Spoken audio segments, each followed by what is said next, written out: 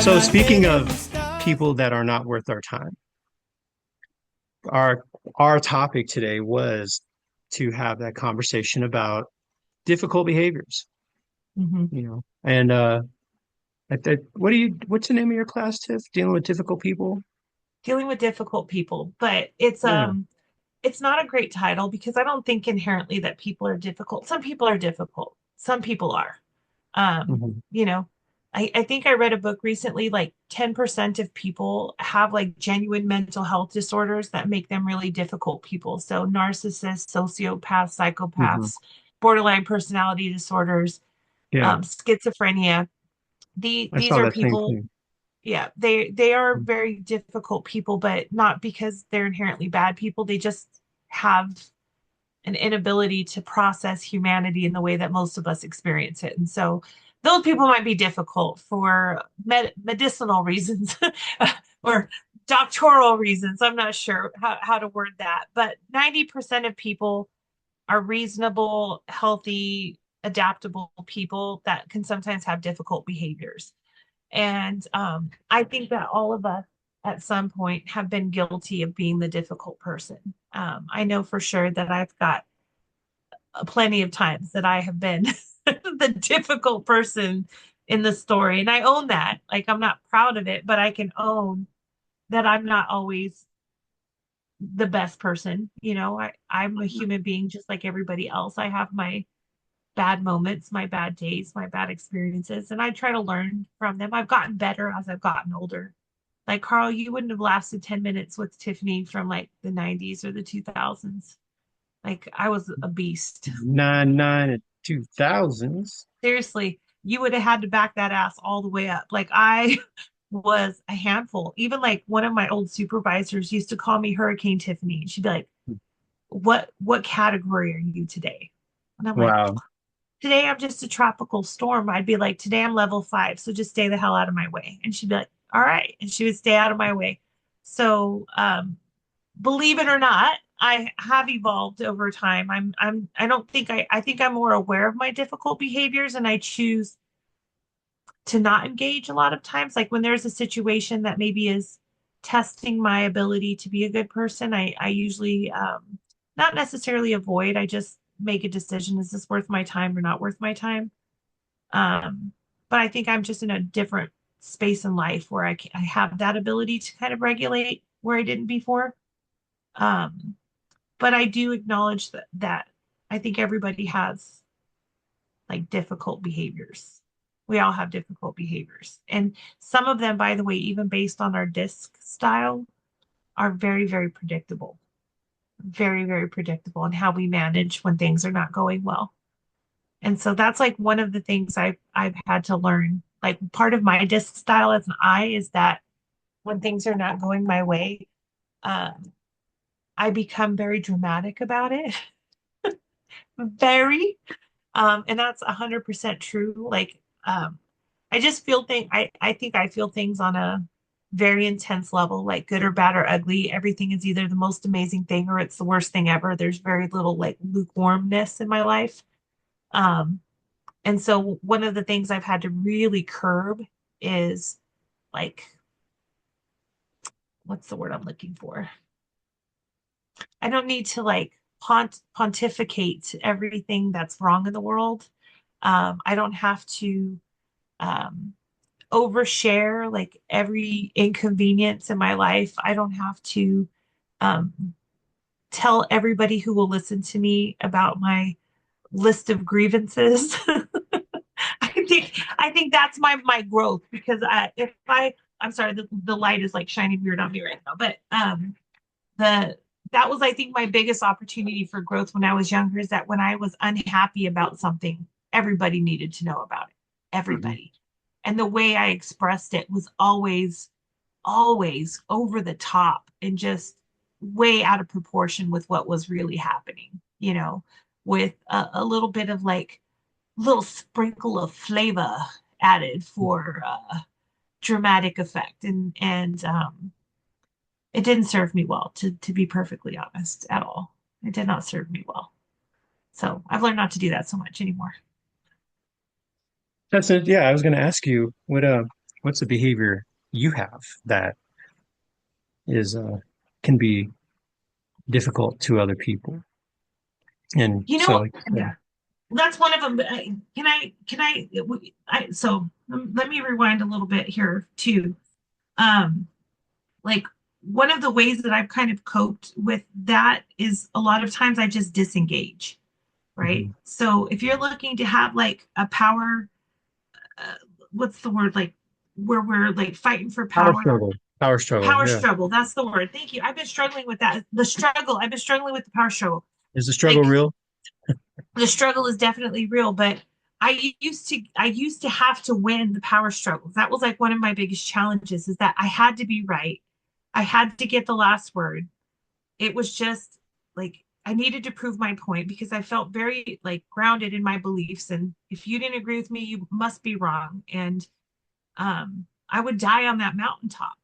And now, like what I've learned is with the power struggle, it's like a game of tug of war where I can let go of my side of the rope at any time. I don't have to prove that I'm right.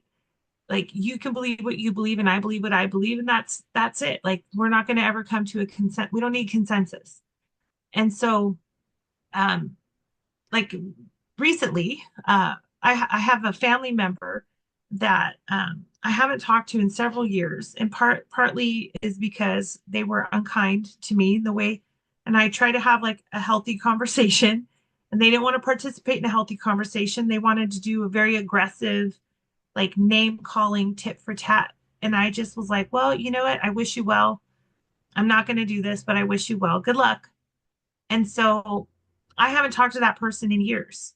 And for the sake of just keeping, things somewhat confidential here from our thousands of listeners, I'm assuming at this point, our four listeners, um, I just don't engage with that person anymore. And so one of my kids reached out to that person recently and was like, "Hey, we haven't talked in a while. How are things going?" And they responded with, F you and everything you stand for.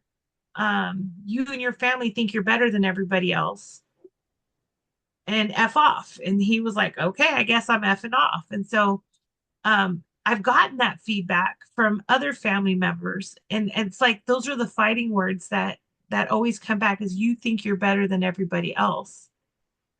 And I have to always kind of reflect on that. Like, do I think I'm better than everybody? I don't think I'm better than everybody else. I just don't cope with like discomfort in the same way. I disengage, right? I let go of my side of the rope. So be mad all by yourself. It, Yeah, it has nothing to do with, I think that I'm better than you. It's just, I don't want to engage with you in this way. And I'm not going to. I'm declining my invitation to the drama. And if that makes you think I think that I'm better than you, I don't think I'm better than you. I just think I handle things in a different way. But that's something I've like been reflecting on because it's like what is about that gives you the vibe that I think I'm better? I don't think I'm better, but maybe I'm giving that vibe off. So maybe that's a difficult behavior I need to address. Like I don't have the answer for that one just yet. I'm still working on that because I don't think I'm better than anybody. Honestly, I don't think I'm. I mean, I am better than some people, but I'm not better than most people. I'm a hot mess in a dumpster fire. I don't have all my ducks in a row. Like I've got plenty of challenges and plenty of opportunities for growth. Am I good at certain things? Yeah, I do have some skills in different areas, but that doesn't make me better. It just makes me different. I don't compare and contrast like that. yeah, and So that's the important thing. I mean, it's not that you're better or I'm better. it's not a contest. Careers, education, none of that is makes you better, Right. right? And I mean, very often using your skills to the best of your ability to be able to do what you want to do and flourish um, Yeah. can be intimidating to other people. Right. And so, two things. First of all, no one's better than anybody else. But second, when somebody says, you think you're better than me, 9 times out of 10, it's more of an issue with them than it is with you. Right. Right. And so having that, you know, challenge with other people is natural. It's going to happen. I mean, just think about our Hmm. society. We build up people until they get too big, and then we enjoy tearing them down Right.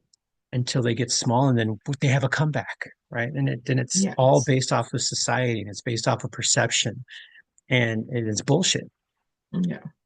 And at the same time, it is completely connected to our personalities and our ideas and our fears and challenges of being a human being and living in this society and in this world where people are always comparing themselves to other people.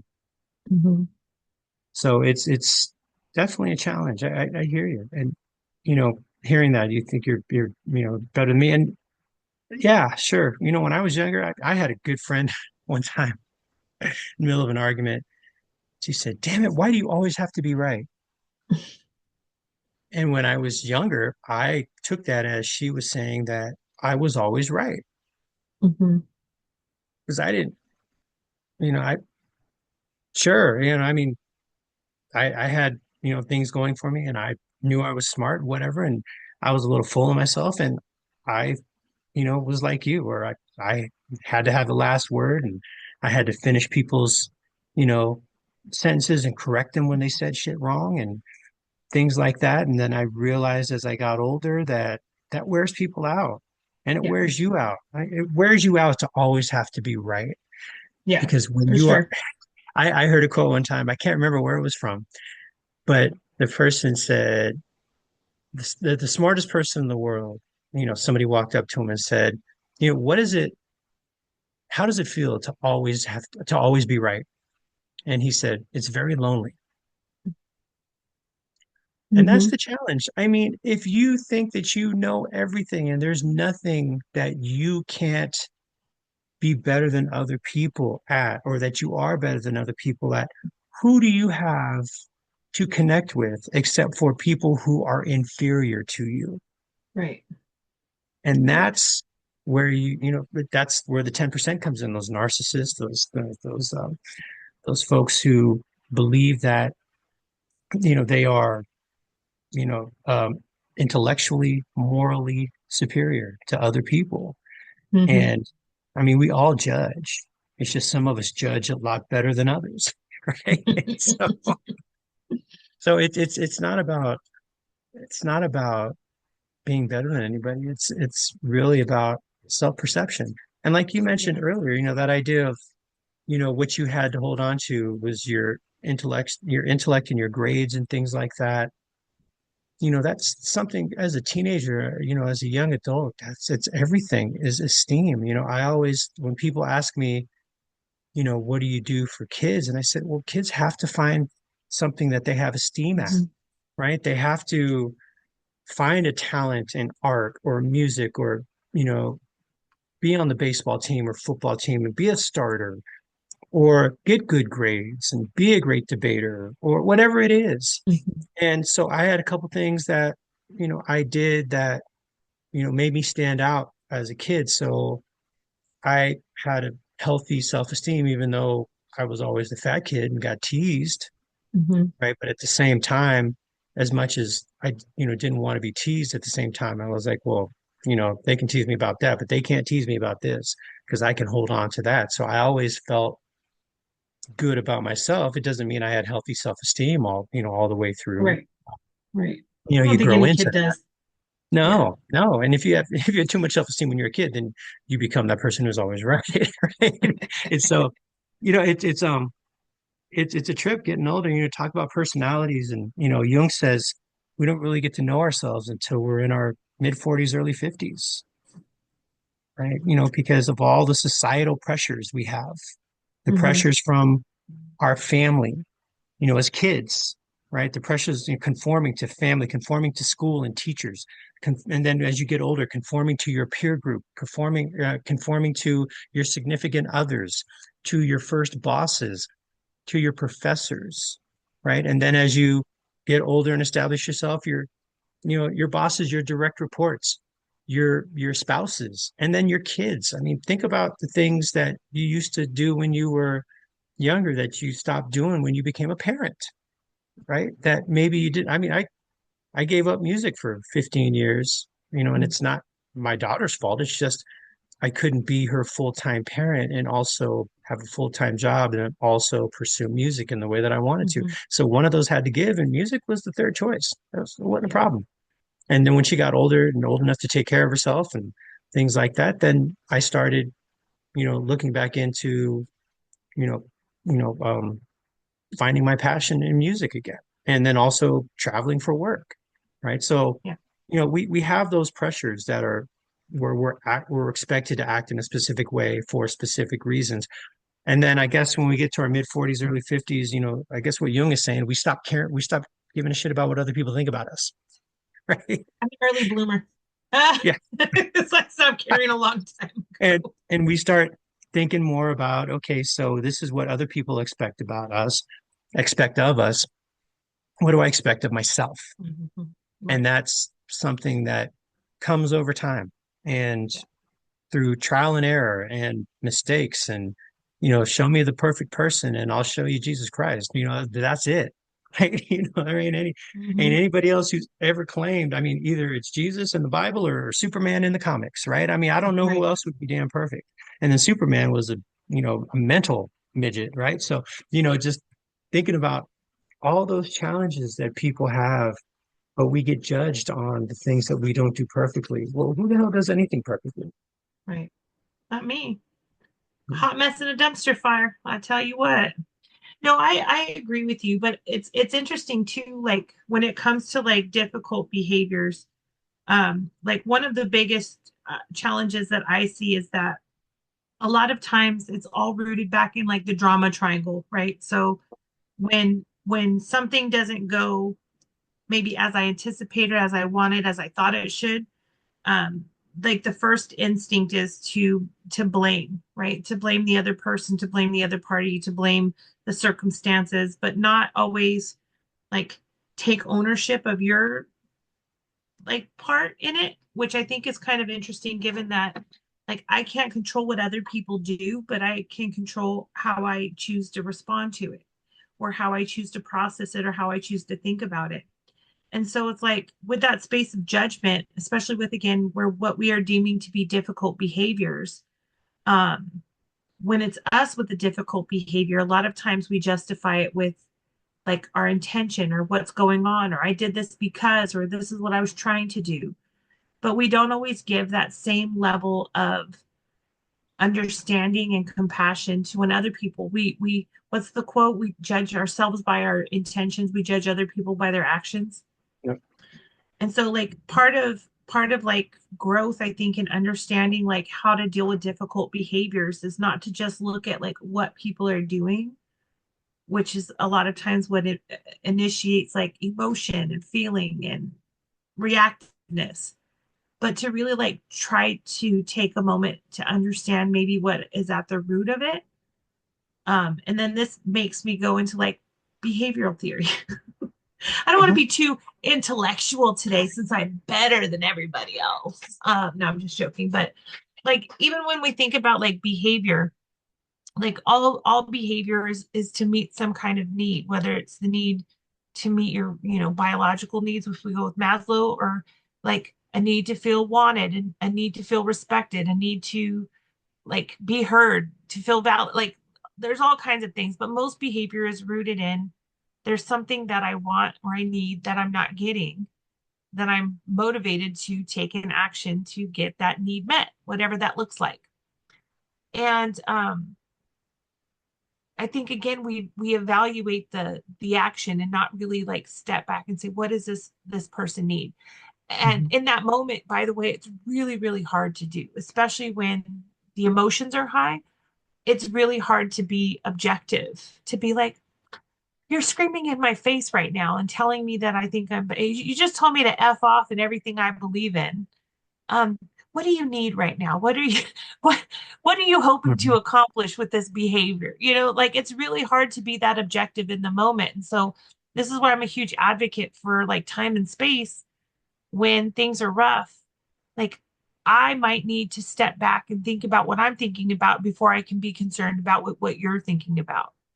Um, my husband and I, again, hashtag goals, hashtag relationship goals. Like we have found like that sweet spot in our relationship where we can communicate well with each other in terms of like needs without it being like when he's got a difficult behavior, my immediate instinct is ruin his life, sis, right? Like he wants to act stupid, like I'll meet you there. And I'm petty as hell. So I'm gonna rate I met what is it called in poker? Like where I match and then I raise you. What's it called? Call and raise, yeah. Call and a raise. I'm gonna call you on your bullshit and I'm gonna raise you one.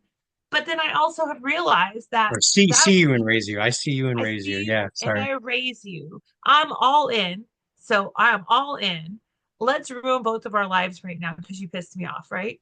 And that's like my normal reaction. It's not a healthy one. I'm just saying, like, that's my first instinct is if you're gonna mess with me, I'm gonna see you and I'm gonna raise it and I'm all in. And so I'm gonna ruin your life.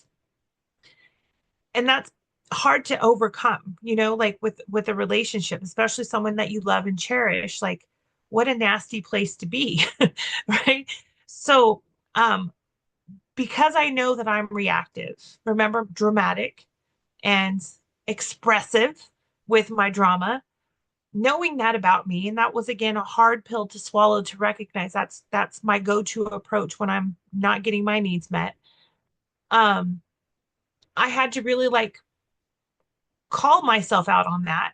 And that was painful. Can I tell you that was rough to be able to acknowledge I wasn't perfect and amazing?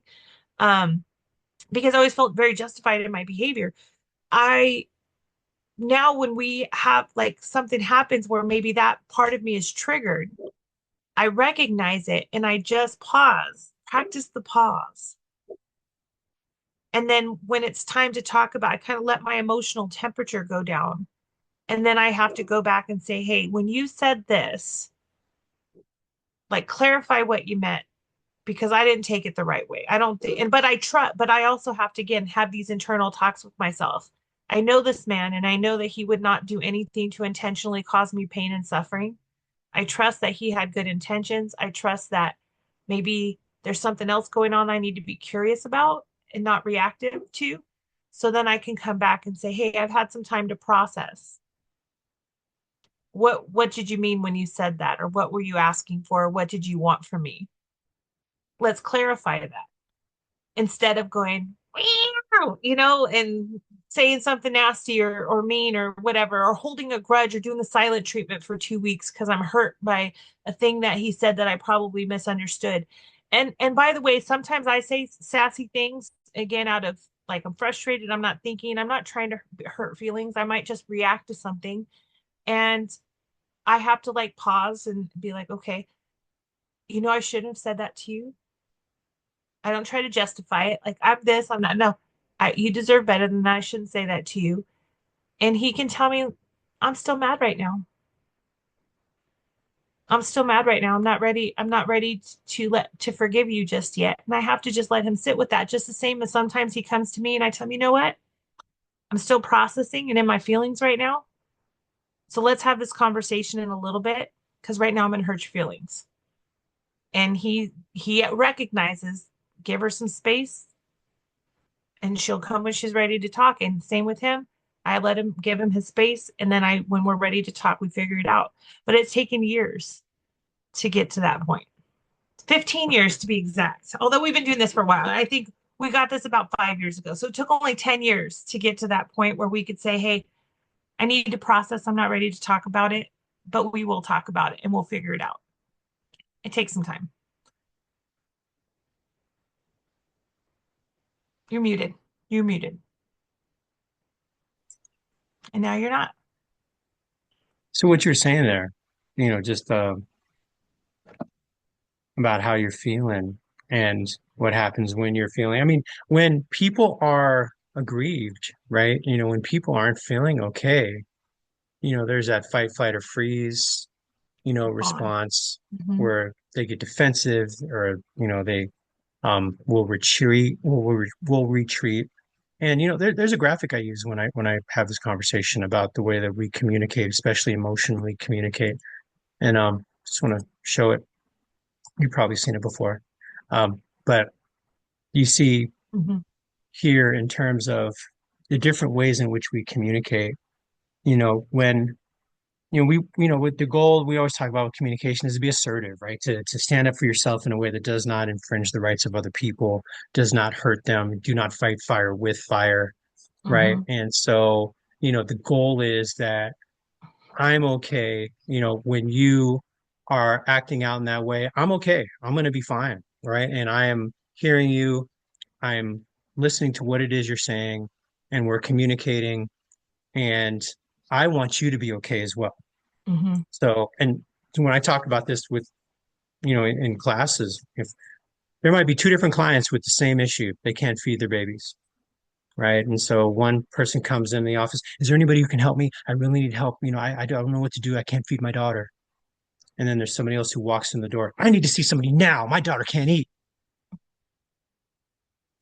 Two people with the same exact situation. Which one are we more inclined to want to engage with?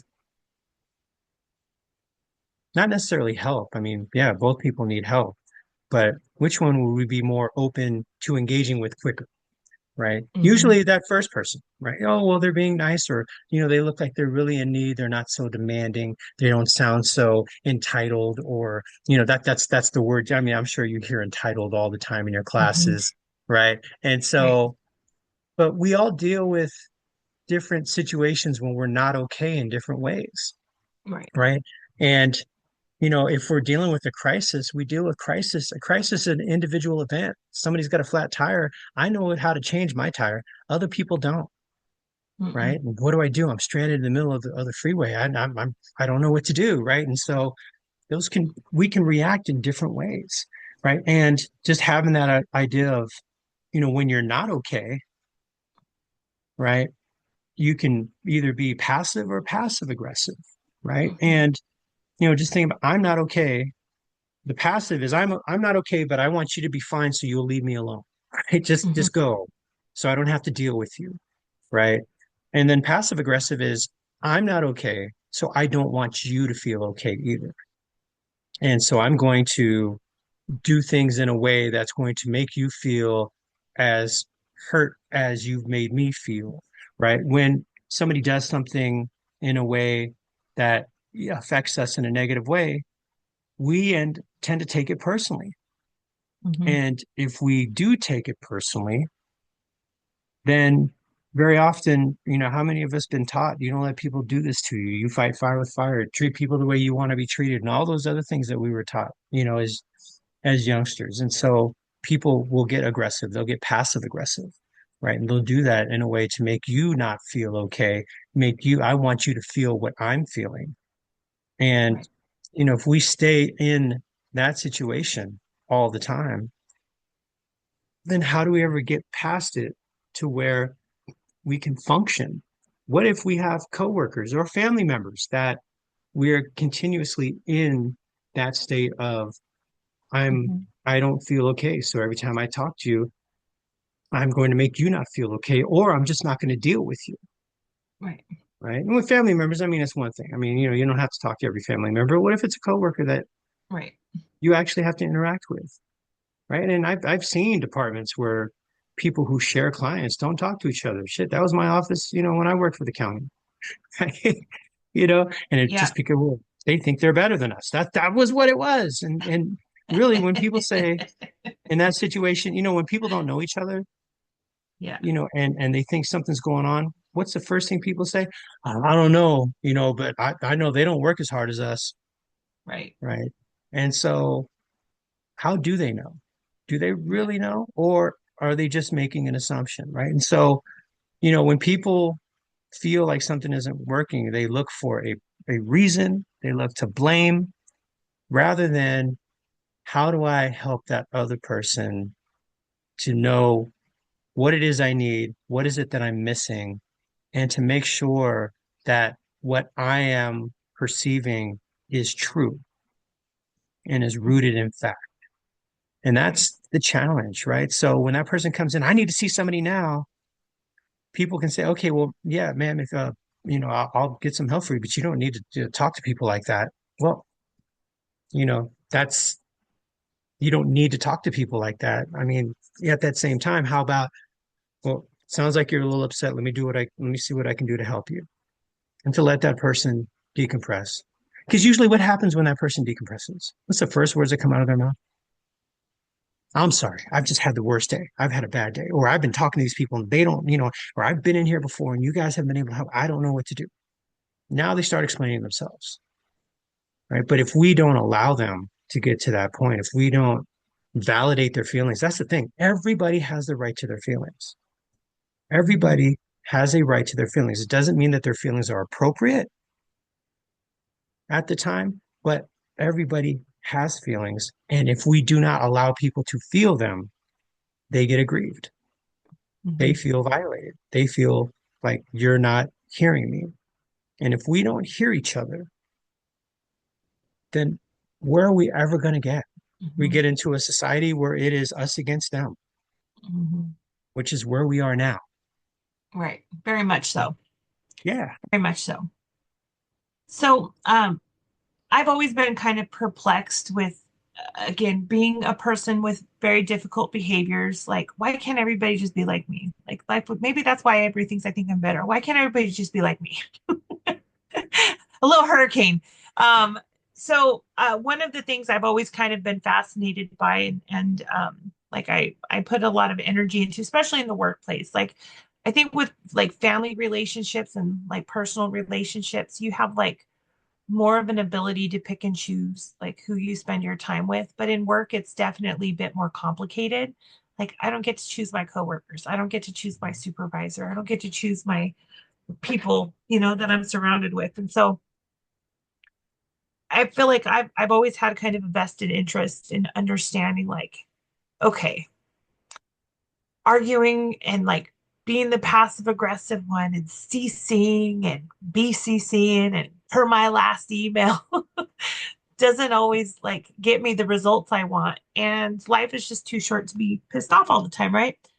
So, I'm always like looking for different ways to like engage with people in a more effective way and how to not be the difficult person in a group and understanding myself and understanding other people.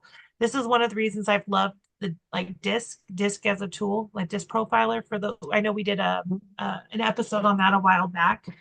Um, and so understanding myself and understanding others is really helpful. But there was this other book I read a while back, and I got it because it had a sassy title and it was very relevant to like the moment I was in. And it was like dealing with people you can't stand. And there's lots and lots of people I can't stand. And I don't get to ice them out. I got to work with them. I got to deal with them. So I thought, well, let me read this book. It sounds cheeky, and I love cheeky book titles. And it ended up being like really, really interesting and gave me a lot of insight into like difficult behaviors. And so I don't remember, it's Dr. Rick Brinkman and Dr. Rick something else. I always call them the Dr. Ricks because both of them are named Dr. Rick something. Um, they give this like lens of understanding and really talking about like people's intentions behind some of their behaviors. And it doesn't correlate perfectly with disc, but to me it correlates perfectly with disc. And so essentially it breaks down into four categories: people who like to get work done, people who like to be acknowledged, people who like to get along, and people who like to get the work done right. So I'm thinking about that in a circle. So for me, get it done is a very D style, very action oriented, very focused on outcomes and deadlines, very task focused.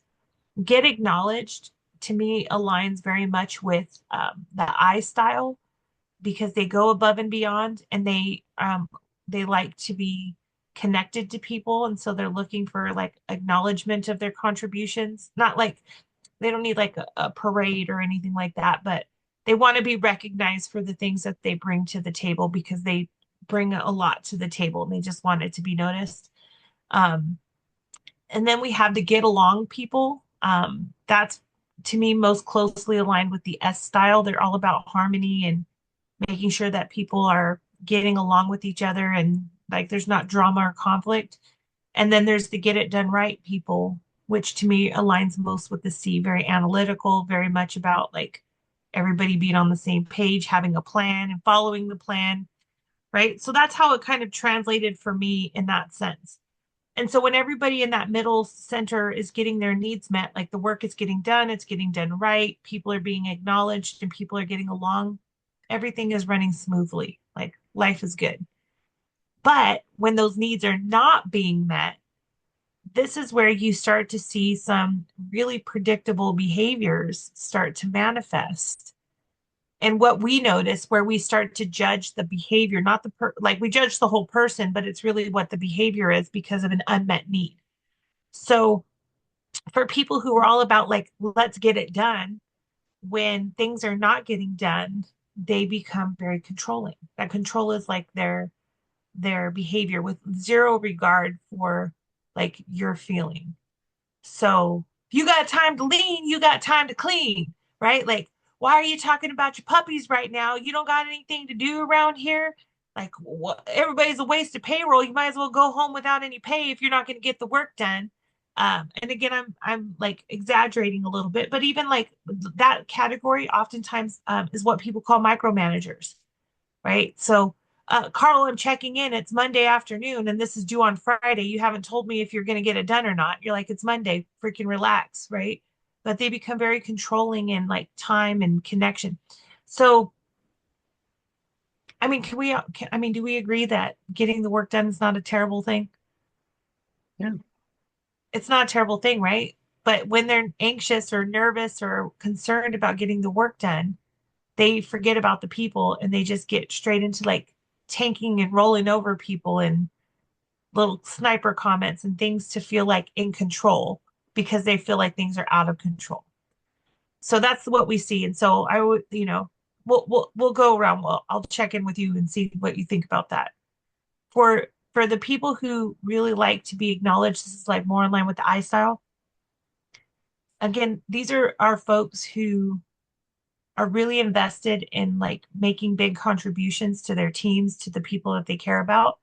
And so they become a bit of martyrs a little bit sometimes. When they're not getting acknowledged, they become very attention seeking and not in a good way. So remember I said dramatic, a little gossipy. They really want people to feel bad for them or to be able to acknowledge their contribution. And so they might be the ones in the meeting raising their hand going, actually, I've been here for 23 years, and in my experience, they have to like share what they know because nobody's acknowledging that they have experience. And so they're very like, I'm going to call them a show it all, a show off and a know it all in one. And sometimes they don't know what they're talking about, but they can't stand that nobody's asked them. And so they are very like attention seeking and, well, actually, as Nora would call it, they love to play stump the chump, like asking like crazy questions. So that's and I mean, do we agree that it's not terrible for people to want to be acknowledged, Mhm. right? We need Okay, to. so good. We need We have acknowledgement. to. Yeah. Exactly. The get along gang, which by the way, Carl, you may not know, but that is your category. Get Um, along, gang, get along, gang. See, that you is bring me you. back These to are my the Gen people X. pleasers. Yeah. That's my Gen X style. Yeah. Yes, but that is the people pleasers of the group. A lot of times their difficult behavior, believe it or not, becomes approval. And so they're Mhm. looking for approval. And so what that means is that they become very accommodating to just tell everybody what they want to hear or do what everybody tells them to do at their own expense and at their own detriment until they burn out. The problem with that is that a lot of times they disappoint people because they say yes to everything or they don't take a stance on anything. And so they become very wishy-washy and it becomes overwhelming for other people, but they just don't want to disappoint anybody. So a lot of times they, yeah, that's a good idea. And then they go and cry in their car, like, that's a terrible idea. This is going to suck so bad. But they don't want to say it because they don't want to disappoint you. They want your approval. So they will tell you what you want to hear. Um, And so that's their challenging behavior. And then for the get it done right folks, it becomes perfection. And they become really, really nitpicky and like really big on pointing out your flaws. And it feels for other people really, really judgmental. And so it doesn't become a let me help you out and give you some tips on how to do this better. It becomes you made this mistake, you made this mistake, you made this mistake, you made this mistake. Am I the only one around here who cares about quality? Am I the only one who read the policy? Am I the only one who wants to do this right? And so what we normally see is the action, right? The control, the attention seeking, the approval, the perfection. We see that, but what we're not really recognizing is what is it that they're trying to accomplish? Because I think we can agree all of like getting things done, getting acknowledged, getting along, and getting things done right. There's nothing wrong with any of those things. We all need those things, all of us. But when that means need is not met, if we're not approaching it in a healthy way, we become the difficult people in other people's stories. And we don't always have the insight to meet meet in the middle. It then becomes again that power struggle of what's the most important thing. Well, I know you want to do it perfect, but we have a deadline, right? But we have a deadline. So we don't have time for perfection. We need to just get this done. Okay, I'll do it however you want me to do it. No problem. Well, you need to do it this way. Okay, I'll do it this way. I don't care what he told you. You have to do, okay, I'll do it that way. And then the other person's going, I don't know. Nobody's told me I've done a good job, and now you're all on my back, and I've given so much to this company. All of this is what people see, but they're not always looking at what that root cause is.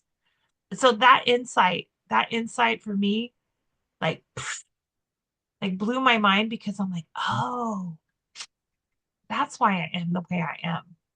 Oh, that's why they are the way that they are.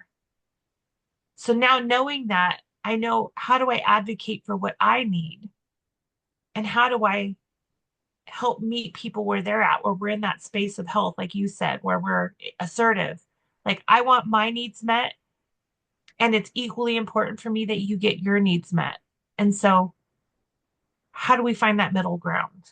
So let me Right. ask you, yeah. So how do you get to that point where you're okay and the other person's okay? What's the first step to even getting to that point? I think the first step for me is to articulate your needs. That's it. Like, this is what I'm hoping to accomplish because I think that most of the time people are trying to get to the same place. They're just coming from very, very different directions. And so I need to tell you what's important to me and I need to hear what's important to you. So I think identifying like mutual needs is important and then finding a solution that meets both people's needs. It's not a compromise. So if I'm saying I need to feel acknowledged, like what I really need is to feel acknowledged, and what you really need is for us to be accurate. So instead of me going, okay, it's accuracy or acknowledgement, or it's quantity or quality, or it's time or relationships. It none of that. It's and replace the or the but with and. So how do I get acknowledged and we get it done right? How do we do quality and quantity? What's the solution that meets both of those needs? Like, it's not about like me, like, okay, well, let me make you happy, Carl. So we're going to do it your way. And then later I can go, ha ha ha, told you so. I told you it wouldn't work because I didn't assert what I needed. It's really about like, let's find a solution where we all can get what we're looking for. But I think the hardest part for most people is that step one of articulating what we need because we don't always know what we need. We just know this ain't it, right? This ain't it. So I know when we're thinking about the idea of conversational intelligence, right? And there's three levels of conversational intelligence, right? The first is information sharing. Mhm. Where are you going to go eat? Oh, I'm going to go to Chinese food. right? Then level two is where we have an opinion, right? Hmm. So where are you going to go eat? Oh, I'm going to go eat Chinese food. Oh, don't go to that place. Go to the other place. Don't go to Pan Express. Go to Pearl House. Free Hmm. plug for Pearl House. You guys listening?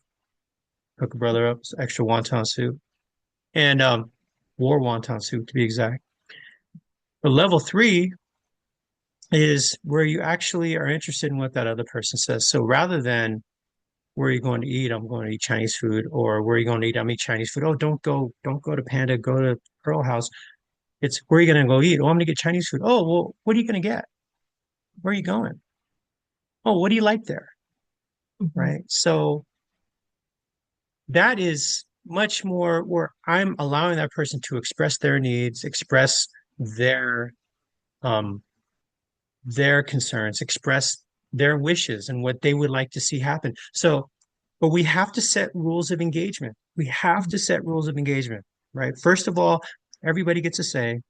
We're going to ask how are people feeling about it and genuinely be interested in how people are feeling about it, Hmm. right? So, like you mentioned, I'm a people pleaser, but I've learned to say if something isn't working, well, so I think you have some good points, but I have a couple questions that I think would help me to feel more comfortable about what you're saying, right? Hmm. I've learned to say that in a way that that is assertive rather than that's the dumbest thing I've ever heard. I think you're completely wrong. Let me tell you, first of all, here's what's wrong with this. Second of all, here's number two, here's number three. Yeah, that puts people's defenses up Hmm. and it gets people frustrated, right? So, as a people pleaser, I have learned to say, I have a couple questions about your plan. I dig it, right? I think it's Hmm. it's a good start, and you have some good ideas, and I get what you would like to see happen. Or if you don't know what you'd like to see happen, so just tell me what the overall goal is. Right. Let that person flesh it out. Not everyone's going to tell you why. When we know that why is the most important thing that we need to know to be able to buy into something, most people are not going to say why. They're just going to Hmm. say, I want this, I want it done, right? In the different way, right? Or what do you want done? Hmm. But it really is important. So if people aren't always going to express their why, we need to ask them, what's your goal? Where do you see this ending? Just like with coaching, what would you like to achieve at the end of this conversation? What would you like to see happen? Hmm. Where people actually are able to express to you why there's the topic, we should do this. Okay, well, what would you like to see happen? I like to be able to do this, to be able to do this, right? So expressing what it is that we want to talk about and why it's important, Hmm. which allows people a different perspective into the conversation that they're having, right? And then if we are a D, if we are that person who just wants to get it done, it's important to be intentional with that. Okay, I'm hearing things, I don't agree with it, but you know what? I know that if I'm going to tell them why I don't agree with it, also need to hear with them, I need to hear from them why this is important and to be able to honor their fact that they have an opinion because I'm not the only one with the opinion. I'm not always right, even if I want to be, right? And so that's an important one. Eyes, yeah. Eyes want to be included in brainstorming. They want to be included in collaborating. They want to collaborate, right? They want to, be that collaborative person in conflict resolution, right? So let's all get together and come up with some ideas. I have some, right? And this is what we used to do, and I think we should do this, and I think you guys are great. And then for the C's, it's what is it that you need? What more information do you need? What is missing? What's something that you would like to see for, to be able to feel better about this? Do you need time? And Hmm. to give people that time, right? Like we've talked about, it takes 5 to 7 seconds to formulate a question or a comment, right? And we usually give people less than a second to come up with those questions or comments, right? So in normal conversation, we don't give most people enough time to really think about what it is they want to say. And so we all have to be intentional, especially D's and I's who are extroverted and, think out loud, brainstorm out loud, process out loud, have to be intentional with that time and allowing people to think. And then for us, S's and C's, to be able to say, can you give me a minute? Let me really think about this, Hmm. Hmm. right? Or I can give you a better answer if I have a little bit more time. Can I maybe send an email out after we're done? Right? Just to be able to let people know to express our needs. If we don't express our needs, nobody has a crystal ball. No. And when people are engaged in the conversation of what it is that they need and what they want, it's an emotional thought. And so when we're emotional, we are not naturally patient. We are not naturally giving to other people, right? Well, a lot of us aren't, right? And so it's important to be intentional with, okay, I know how I'm feeling about this.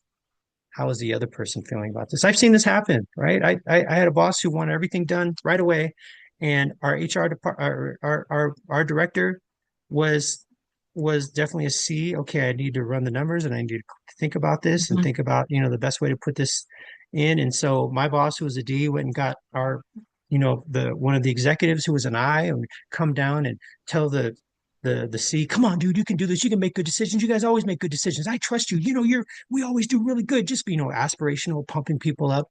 And he would still say, I need a little bit more time. And it would frustrate both of them. And then I'd have the conversation, well, he really wants to put his best, have a lot of time to think about it and put his name behind this and make sure that this is sustainable. It's a great idea. I mean, we came up with it, so I was trying to smooth things over. But those four dynamics, they come into play all the time. And the challenge is, why don't people think like I do? I know Why what's wrong can't with those people? people. I don't know what's wrong with those people. That's where our brain goes. Our brain says, I Yes. want to know what's wrong with people. I want to Right. assign blame rather than be intentionally curious with, okay, so they're thinking differently than me. What's behind them thinking differently? And so, how do we do that? To have that patience, to recognize not everyone, for extroverts, for D's and I's, for those for those E folks in the Myers-Briggs parlance, right? What are the reaction time? 5 to 7 seconds. I want to give that time. I want to ask people if they need more time. I need to be intentional about that. Radical curiosity is a term that a lot of people use. I like to use intentional curiosity, right? And so we are intentional in our thoughts. With introverts, we're so used to being talked over, or we don't advocate for ourselves as much, right? So it's one of those things where it's expressing, okay, I do need a little bit more time to really think about what it is that we need for this to make this happen, or to be able to make a good decision. So just to be able to communicate with each other, express each other's expectations, if we understand each other and if we've taken the time to understand each other before, at the beginning, then we do know, okay, well, Tiff's and I, so, I definitely want to make sure that, her input is valued and valid. Mhm. And Carl's an S, so he's a softie, and I have to hold his hand and babysit. No, you don't. But that he's when he's making a decision, is he to be able to check with him. Okay, so is this something that you know that you're thinking, or is it you thinking that I want you to think like this? What is it Mhm. that you really want? And to be able to recognize if he doesn't have the same idea as me, that it's okay. Right. But that's You an know what? intentional thought. Our brain does not want that. Our brain wants to know what we know, and what we know is right. And if you don't uh, line up with the same way that I think, then you're wrong. Yeah. Well, Bruce Lee says, be like water. Water, my And friend. yeah. But honestly, I really think that's what it boils down to. And I think it's easier said than done. Like, it's easier said than done. But we have She to be said boiling in willing, water. boiling what? No, but Be boiling water, my friends. be boiling water. No, but I will say, I think that one of the things, like as a society, that we have to do is to not just be so damn reactive to every behavior, and to just show a little compassion that maybe that person's experiencing something, they need something, they don't know how to articulate it. But I'm also going to acknowledge that another thing that we can try to do is that when we're not at our best, to be able to recognize that and try to make amends as soon as we have an opportunity to do so. Um, I think it's really challenging for some people who maybe they know they did wrong, but they can justify it. So they dig their heels in just a little bit deeper versus admitting that maybe they didn't do the right thing or they approached it from the wrong way.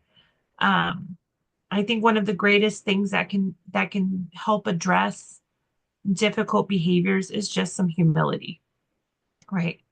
Maybe I thought too fast. Maybe I didn't think long enough. Maybe I didn't listen long enough. Maybe I didn't try to understand where you were coming from. Um, maybe What do you my need from me? approach, right, right. And that's to me like the magic, that's the secret sauce right there. The ingredients is what do I need that I'm not getting? And what do they need that they're not getting? And how do we find a solution that meets both of our needs? And this, it, just so you know, these conversations don't usually happen organically. Like you said, very intentional. I might be like, Carl, like, do you have 10 minutes that we can have a chat? There's something that's really important to me I want to talk to you about. And if Carl says, what the hell do you want to talk about? I'd be like, maybe now's not a good time, right? Because Yeah. by the way, that's sometimes people's coping mechanism with these challenging or important or curious or whatever conversations you want to call them. Like when we want to clear the air, just because you're ready doesn't mean the next person is. And you can't just like avoid it and go to silence or withdraw forever and always, unless you can, right? Again, some relationships you can cut off, some things you can just quit and move on with your life. But for the ones that you can't avoid, the ones that you do have to consistently engage in, like let's not move into like silence or violence, but really like finding that ground of let's figure out what works for us. Yeah. And again, when you are the difficult person, and we all are, nobody's innocent. Like recognize that too, and maybe try not to be the difficult person, and try to be a bit more open and understanding. Because I can't change anybody else. I can only work on myself.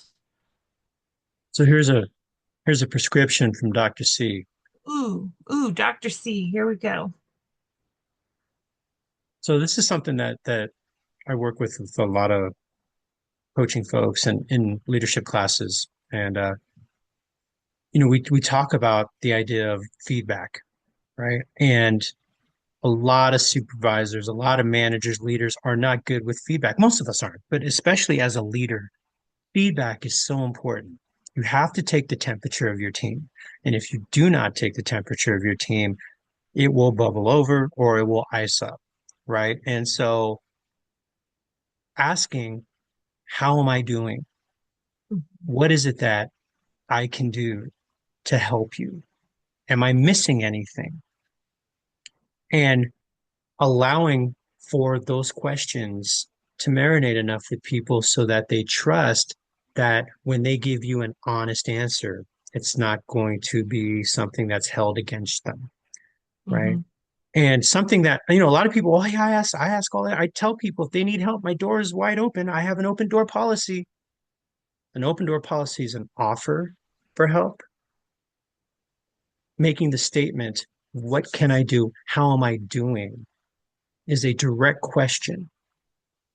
So it's different than an offer for help. How many people are going to take an offer to get help? How many people ask for help? Mm-hmm. Most people will grind and grind and grind because they don't want to be judged that they don't know something because they're asking for help. Oh, you need help? How long have you been here? Didn't you go through the same training I did? You don't know that screen? Oh, you don't know that code? You've been working, you trained me, right? All that nonsense, right? Rather than that, where we have to get, oh, I have to ask for help. How am I doing? What's going on? Tell me what you're experiencing. Is there something else that I can do to help you? What are you working on this week? Is there anything that I can, smooth over for you? If Mm-hmm. those are direct questions that can be asked of people that will engender much more interaction than, hey, I have an open door policy, guys. Anytime you want to walk through, my door is always open. So remember, The open door policy is an offer for help. How am I doing? How can I help you? What am I missing? Is a direct um, question that engenders a direct response. That's my prescription for the week. So, And I have my just my tips, hot tips. You ready? I oh, just have tips, one. hot tips. Here we go. Number one, don't be an asshole. That tends to be a tip often. And tip number two is refer back to number one. That's it. That's all I got for you. No, honestly, like just have some self-awareness. Really just be aware of like where you're challenging. And maybe again you can justify it to yourself, but life is just too short to ruin other people's lives, unless that's what your goal is. But if we're really looking for like simplicity and making space for joy and making space for like productivity and like all the good things in life, sometimes we have to let go of our difficult behaviors to be able to get there. And so maybe that's why I think I'm better than everybody else because I just don't engage like I used to. Uh, But I'll work on that. But I'll work on that. oh, we'll all work. You see And me? thank You see you. me going back to old behaviors and being sassy again? I'm working on I it. hear you. I hear you. Well, that's enough for this week. But thank you so much for being here. And until the next time, I'm Carl, And I am Tiff. and we are being like water, not boiling water, but water, my friend. Like water.